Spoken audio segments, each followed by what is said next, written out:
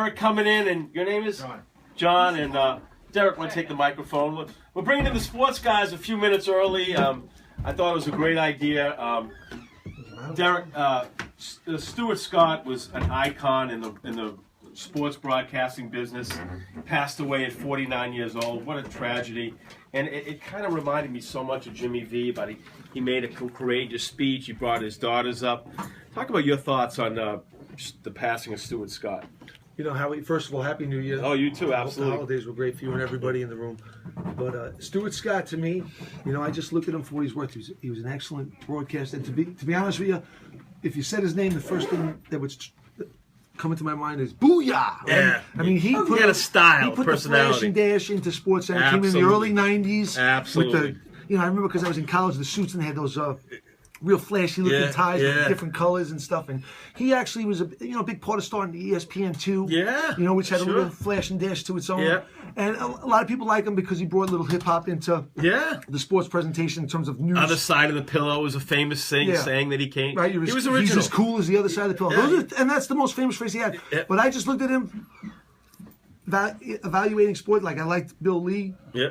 Right, Chris Berman, the original guys. Yeah. But I just thought he was excellent. I thought he was honest in his opinions. I thought he was great at delivering the highlights. He made it exciting to watch it. He made it funny at times. I mean, he interjected everything in life into his broadcast I couldn't in agree a natural way, right? And he loved what he was doing. And he was a guy that he was so authentic. And you know what? I also admired the way he took on. He was so courageous in his battle with cancer. You know, he took it. He battled it, and that last ESPN broadcast, he brought his daughters up. It was so moving. Well, listen, for a guy to battle that long through cancer, I mean, you're talking a good 7 years. It can only, a week's a long time. I tell people a week's a long time, a month. Think about something, the football season started a few months ago. It seems like forever ago. Absolutely. For someone to have to go through that kind of a battle for that length of time, 7 years, and in the end, he's fighting to the point where he's trying to keep himself active by doing mixed martial arts training, UFC type training. He's doing to keep his mind strong. So what you guys got cooking your show coming up at 8:00? Well, strangely enough, another friend of mine, because we were both city cops together, and then I came out to Suffolk, and he was in Nassau County. A friend of ours died recently, just before the New Year. Right, same thing, battled cancer, colon cancer for 7-8 years. Yeah.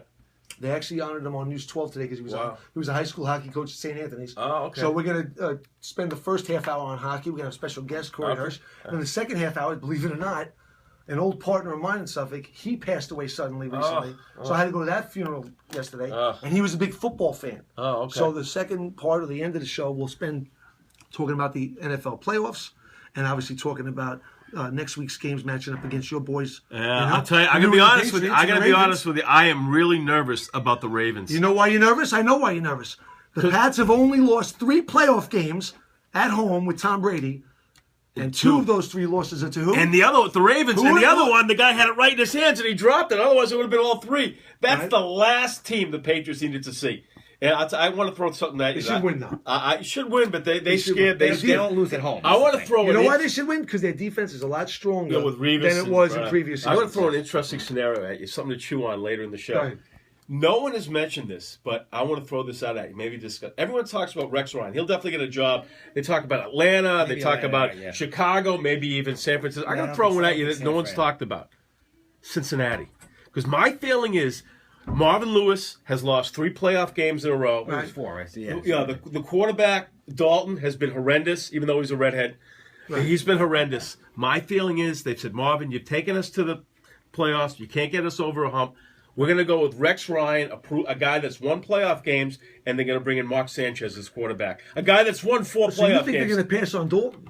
Yes. I think they're going to trade Dalton, fire Marvin Lewis, and bring in Sanchez and Rex Ryan. It would be great with them because they got a great defense to begin with. It's an interesting scenario. Dalton did have a weak season for himself. Yeah. But in his defense, especially in this playoff game today, he didn't have A.J. Green. Exactly. He didn't have his tight end. Yeah. And one of his main running backs got hurt. So, all right. They gave me the wrap, but I'm glad we gave a lead in. Good luck with New England. All right. And happy one New of my Year. picks to go against Seattle in the Super Bowl. All right. I hope so. I hope we win this time. At least we're not facing the Giants. All right. Let me wrap up. Sports show's coming up next. Thanks to our 4 great musicians. Rocco, thanks to Brian. And let me wrap with this. My name is Halftime. Thank you for your time. Please join us next Sunday. Sunday, or else you're halftime. But at this time, we are out of time. See you next Sunday.